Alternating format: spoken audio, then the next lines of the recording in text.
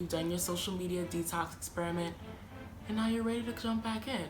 Let's chat about a few suggestions I have on how you can transition back into social media without compromising all of the yummy lessons that you now hold near and dear. Keep your timer or start to use a timer for your social media platforms. It's like a nice little nudge or someone kind of tapping you on the shoulder saying, hey, remember when you did your social media detox experiment and how much you loved it?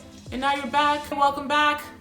But I'm just gonna remind you of all the important things that you valued. Yeah, it's me. You know?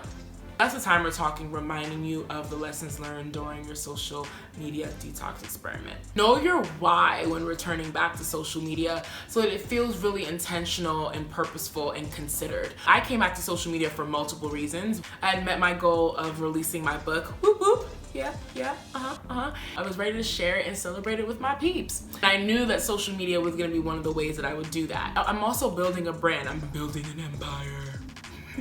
And I know that leveraging all the yummy and useful parts of social media is an integral part of my brand building strategies. I'm engaging in other communities and I'm finding that as inspiring. I'm also posting pictures and I'm posting images that are telling a story. My social media platform now has a purpose. It's not just to post pretty pictures. Oh, yep, I said pretty. Thanks. I get it from my mama. It's really about what message am I sending using my platform. Every time I post something, I'm saying something. So what do I want to say? I really go in now, I use social media as a tool to connect with people, to engage in meaningful conversation, and to build my brand. Continue to protect your mornings and protecting your evenings so it's not the first thing that you're picking up and looking at, and it's also not the last. I really believe that the mornings and your evenings are really sacred times, and they deserve protection.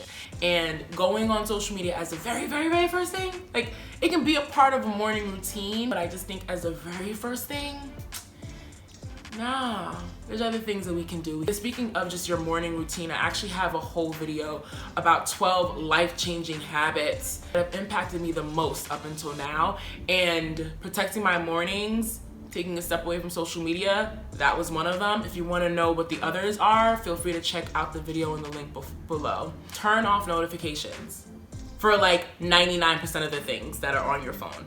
You're constantly gonna be looking at your phone over and over and over and over and over and over again. But it's almost like I have to have a business/personal case for turning on notifications. Continue to be observant.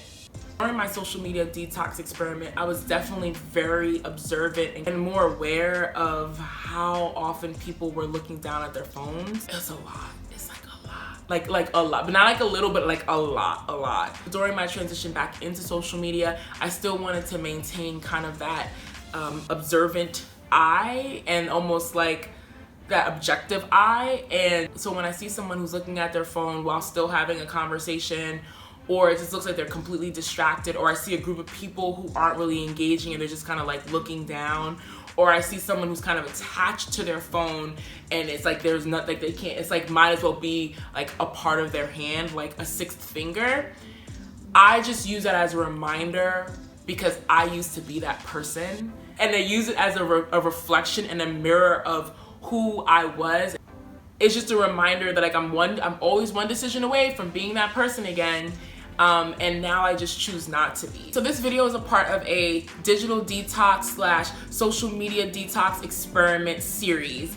And so if you haven't checked out the other videos, feel free to do that. It's really a matter of equipping you with as much knowledge as possible so that you can go into your experiment fully armed with all the information that you need in order for it to be successful. And by successful, I mean for it to serve you on your journey. And I really would love to hear from you. I'm curious to know like what some of the tips and tricks that are working for your experiment. What are some of the mistakes that you made during your experiment? So that's what this video series is all about. It's about giving you some extra knowledge, some extra tips, some extra tricks so that you can keep that in your back pocket as you're embarking on your own experiment.